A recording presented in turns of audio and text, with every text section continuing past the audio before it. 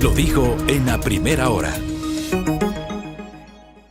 8 de la mañana con 8 minutos en la primera hora.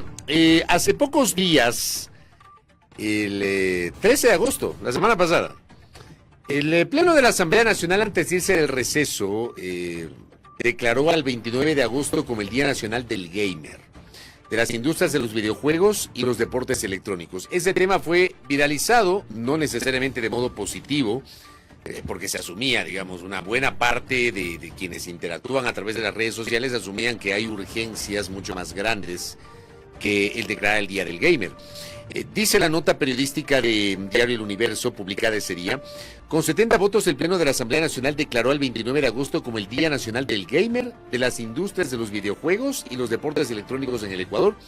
La resolución fue mocionada el martes 13 de agosto por el presidente de la Asamblea, Henry Kronfle, quien además presentó el proyecto de ley de deportes electrónicos que permitirá regularlos y desarrollarlos.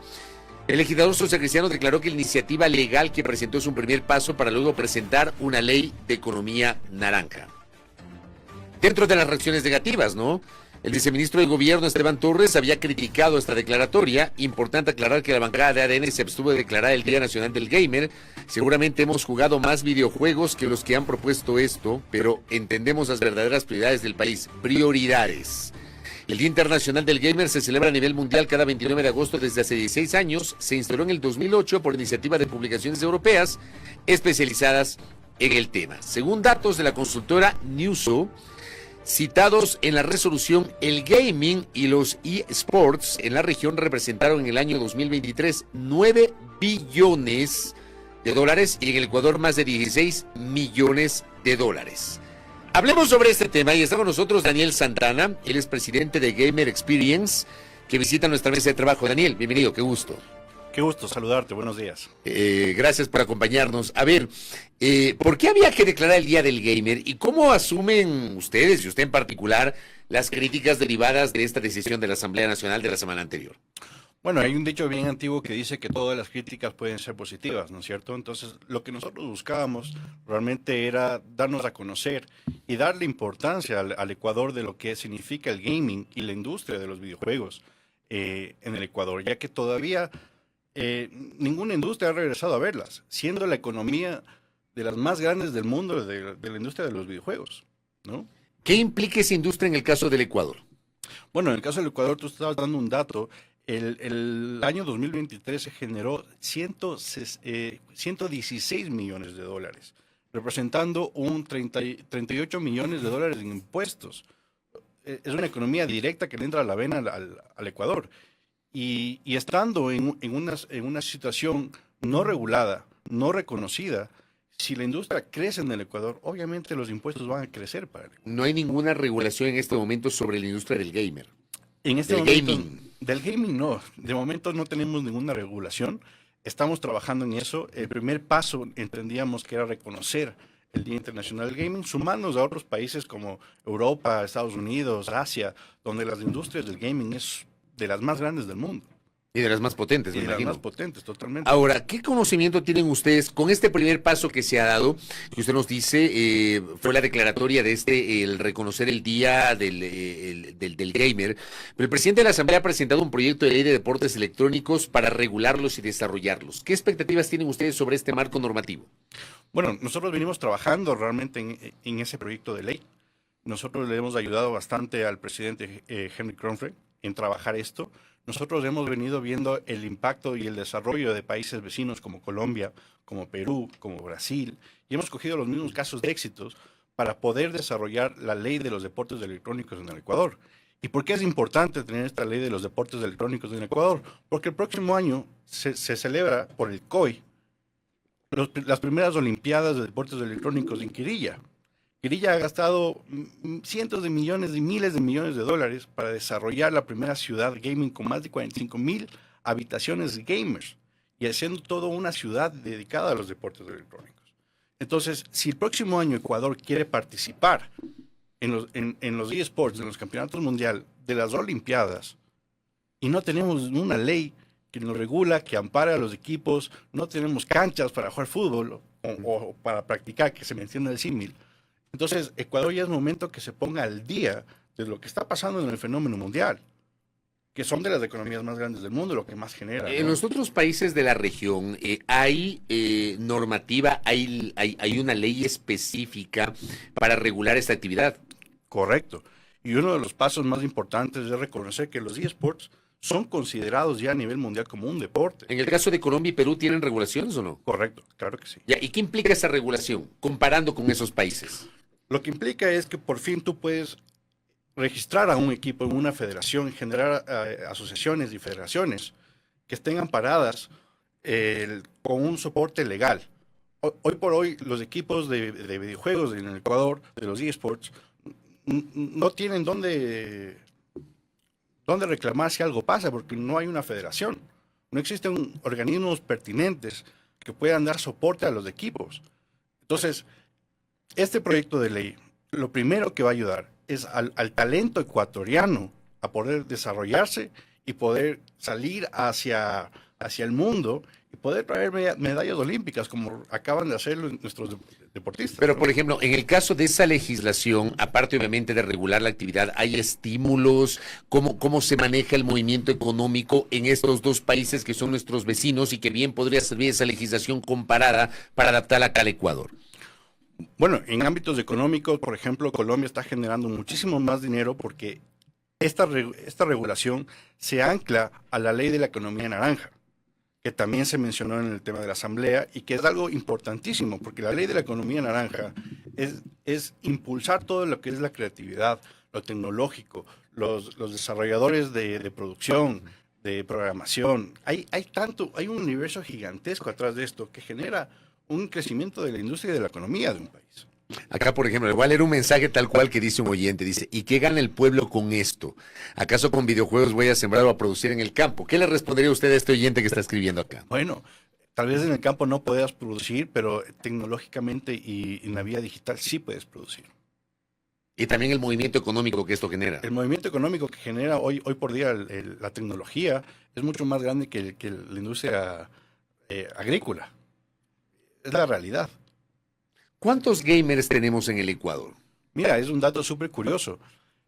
Hoy por hoy, censados, datos del INEC, tenemos más de 7.5 millones de gamers en el Ecuador. ¿Cómo cómo se determina esa cifra? Pues cualquier persona que puede jugar un videojuego desde su celular, Ya es un gamer. ya es un gamer. Ya es un gamer. Si tú juegas en tu celular, ya eres un gamer y tal vez ni lo sabías. Pero ya eres una persona que está usando tecnología, usando a los desarrolladores de la tecnología, ya eres un gamer. Un gamer no es solamente el niño vago que está en la casa, hay que romper ese paradigma, ¿no? O sea, eso me parece interesante. Acá Fernando dice y pregunta, ¿cómo puede ser un gamer si no hay una educación con tecnologías nuevas? Que creo que es interesante lo que plantea Fernando. Es súper interesante porque justamente el paso que se está dando es para poder brindar la educación necesaria a este país y que realmente hay institutos, programas, gaming house que te puedan entrenar y te puedan facilitar toda esta educación, porque para ser un deportista de alto rendimiento en la industria de los esports, tienes que estudiar, tienes que hacer educación física, tienes que tener una buena salud mental, tienes que trabajar en muchos aspectos. Por eso el nivel de competición es tan alto y exige tanto que los talentos se desarrollen en base a la educación. Pero si no tenemos los soportes, si no tenemos el apoyo, el talento ecuatoriano no puede tener ese nivel de capacidad de estudiar justamente. Acá, por ejemplo, nos dice otro oyente, pero explíquenme cómo ganar económicamente siendo gamer, Daniel. Bueno, siendo gamer hay muchas formas de ganar dinero. Puedes ser un creador de contenido, puedes hacer un review de un juego, puedes jugar competitivamente y ganar, porque hoy en día tienen sueldos y los jugadores, si buscamos en internet cuánto gana un O sea, un no jugador. es como, por ejemplo, en mi tiempo, cuando yo era adolescente, teníamos el Nintendo y antes teníamos el Atari, que no teníamos estos desarrollos tecnológicos, la conexión en línea que hay hoy con estas nuevas consolas y con diferentes posibilidades para jugar en línea. ¿A eso se refiere? Claro, correcto. Hoy las conexiones que tenemos nos hacen poder ser más competitivos cada vez más. Y si tú tienes un nivel suficiente, puedes competir y ganar muchísimo dinero. Y hay muchas marcas que patrocinan a jugadores. Acá nos pregunta también Francisco, ¿qué es ser deportista electrónico profesional? Bueno, justamente representar en un equipo, tener los estándares de calidad y de exigencias para estar totalmente capacitado de competir internacionalmente. Eso requiere un montón de esfuerzo, trabajo, sacrificio, estudio, dedicación, alimentación, para poder llegar a tener un nivel. Y no todos lo llegan. Es un camino bien difícil, pero obviamente cada vez se está abriendo más puertas, ¿no? Fabián Urbano dice, la industria de los juegos de video mueve millones de dólares entre consolas, accesorios, incluso muebles del hogar. Y añade, se pueden hacer convenciones, los programadores ganan muchísimo dinero, comenta el oyente. Así es. Todo lo que es dentro de la industria de los videojuegos se gana muchísimo dinero. ¿Y por qué no tenemos un desarrollo en el Ecuador de este gran ecosistema económico? Este ecosistema, digamos, ¿qué tan desarrollado está en la región? No hablo yo de Estados Unidos o de países europeos, sino en la región, en Latinoamérica. ¿Qué tan desarrollado está? Pues está bastante desarrollado si regresamos a ver a México y regresamos a ver a Brasil y sobre todo a Perú, que lo tenemos aquí, un país hermano. Ellos están muy desarrollados en el tema de los videojuegos. ¿Y nosotros no aún todavía? Aún no, porque todavía, como te digo, recién hoy universidades importantes, por no dar nombres, ya están regresando a ver a la industria de los videojuegos y ya están sacando carreras gamers dentro de sus universidades. La pandemia, la naturaleza de la pandemia ayudó para que esta actividad crezca. Sí, la verdad que la pandemia ayudó mucho porque todo el mundo en sus casas tenía que buscar qué hacer. Y se destacó que ya que el gaming puede estar en su casa con una buena conexión y salir al mundo. Eso es lo bueno del mundo de los videojuegos, que no tienes fronteras, no tienes limitaciones, ¿no? A la hora de conectar con las personas. Sin embargo, insisto, hay otros internautas que tienen algunas críticas, ¿no? Sobre esto, algunos dicen, por ejemplo, por acá nos dicen, sin alimentos no existe vida, con el juego no se come, etcétera. Dicen algunas de las críticas de nuestros oyentes. No, claro, pero si tú quieres ser, por ejemplo, un futbolista famoso, tienes que comer, tienes que trabajar, tienes que estudiar. Pues lo mismo pasa con el mundo del gaming. Es simplemente regresar a ver a un sector que hoy por hoy es tan importante como ser un deportista más o un futbolista. Es simplemente integrar a nuestra sociedad y a nuestra cultura algo que ya está pasando en el mundo entero. ¿Por qué se llama economía naranja, Daniel? La economía naranja es la economía de la creatividad y de las tecnologías. Yo no había escuchado nunca ese término, lo escuché al presidente de la Asamblea la semana anterior, no había escuchado. Lo naranja es la creatividad. Es básicamente la creatividad. Entonces, por ejemplo, hoy en día las empresas más grandes del mundo son de la economía naranja. Por ejemplo, tenemos a Meta, es de Facebook, es básicamente economía naranja, es una creatividad, es un desarrollo tecnológico. Nvidia, la número 1 actualmente en el mundo, y es una empresa que trabajó facilitando tarjetas gráficas para los videojuegos. Y hoy por hoy es la empresa más rica del mundo, porque ya está haciendo todos los software de las tarjetas gráficas para poder desarrollar la mejor inteligencia artificial. Y es una empresa que salió y nació del gaming. Acá nos dice, viva Call of Duty Zombies. Buen juego. Joel dice, tengo 26 años, estoy dentro de esta industria de videojuegos, compro cosas dentro de este juego y se paga impuestos con esto, nos dice. Así es. Como tú bien decías, 9,000 millones de dólares generó Latinoamérica, imagínate cuánto se fue de impuestos para los países. Y Ecuador siendo el mercado más pequeño dentro de esos 9,000 millones. A mí me parece interesante esta entrevista porque usted nos ha ayudado a desmitificar un montón de cosas que se han estado diciendo sobre el tema del gaming y de los gamers. Acá también nos dice Fabián, le recomiendo la película Gran Turismo, la Nissan reclutó gamers para pilotos de sus autos y lo siguen haciendo. Esa película es fantástica, ¿te la has visto? No me la he visto. Bueno, no quisiera hacer spoilers, pero realmente gracias a creer en los gamers y en las capacidades de los gamers, dieron un salto gigantesco al mundo de los autos. Y pues adivina quién ganó. Los gamers. Acá le envío un abrazo al concejal Adrián Ibarra. Dice, buen día a los que somos del Atari. Pues yo soy de la época del Atari. Yo empecé con el Atari y luego con el Nintendo. Ya luego me alejé un poco del tema. Acá dice, por ejemplo, otro de nuestros oyentes, yo no soy fan de esto, pero de que sí ganan, es verdad, dice. Ahí tiene referencias de, por ejemplo, migrantes que sobrevivieron de gamers acumulando oro virtual y vendiendo en moneda real. Eso se puede hacer. Eso es algo muy interesante que también es un poco complejo de explicar, pero todo lo que un gamer va desarrollando dentro de sus videojuegos va generando un valor agregado. y ese valor para otros gamers tiene un valor económico. Entonces, hoy por hoy, por ejemplo, un banco del Ecuador te está dando créditos a los gamers en base a lo que tú hayas hecho en tus cuentas. Entonces, tu cuenta de cualquier videojuego va adquiriendo un valor, y ese valor entra en el mercado, se le da una tasación, y por ejemplo, mi cuenta de League of Legends vale $2,000. Entonces, yo puedo acercarme al banco y me pueden dar un crédito por $2,000 por lo que yo he jugado. Entonces, en el mundo de los videojuegos hay muchísimo valor.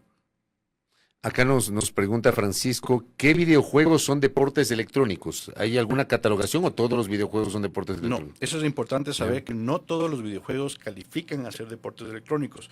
Son aquellos que califican con cierto tipo de especificaciones, por ejemplo, la competitividad, el nivel de trabajo en equipo. Por ejemplo, League of Legends es uno de ellos, lleva más de 10 años en el mercado, siendo uno de los líderes del ámbito competitivo. Tenemos a Dota, tenemos a Free Fire. Hay muchísimos videojuegos, pero no todos, eso es importante saber, que son considerados como esports. Correcto. Daniel, gracias por estos minutos para, de alguna manera, ayudarnos a desmitificar algunos elementos para los ignorantes, como quienes habla y muchos de nosotros, sobre lo que significa la industria de los videojuegos. Acá simplemente Jorge dice, mi hija de 16 años le gusta esta actividad, le ha ayudado a obtener ingresos para sus inicios de clases. Vea usted, yo no me imaginaba eso. Mira, sí, es fantástico. No sabía eso, vea. Esta industria no tiene límites de edades tampoco, ni barreras. Aquí hemos tenido mensajes críticos también con esto, pero también algunos aportes de nuestra audiencia. Muchas gracias, Daniel. Muchísimas gracias. Muy gentil. Gracias a nuestro invitado, a Daniel Santana, presidente de Gamer Experience, que nos ha explicado lo que significa este sector del gaming y de los gamers, la industria de los videojuegos, y creo que nos ha ayudado un poquito a entender esta actividad, sobre todo para los ignorantes como quienes hablan respecto justamente de este tema. 8:25, aquí en A Primera Hora. Primera plana. Todas las noticias, todas las voces.